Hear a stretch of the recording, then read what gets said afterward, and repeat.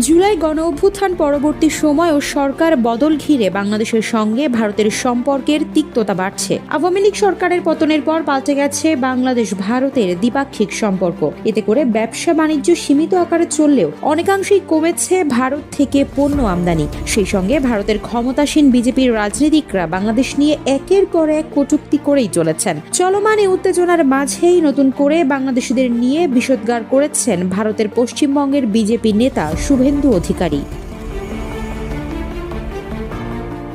সম্প্রতি সংখ্যালঘুদের ওপর নির্যাতন বন্ধ এবং সাবেক ইসকন ধর্মগুরু চিন্ময় কৃষ্ণ দাসকে মুক্তি না দিলে বাংলাদেশে আলু ও পেঁয়াজ রপ্তানি বন্ধ করে দেওয়ার হুমকি দিয়েছিলেন বিজেপি নেতা শুভেন্দু।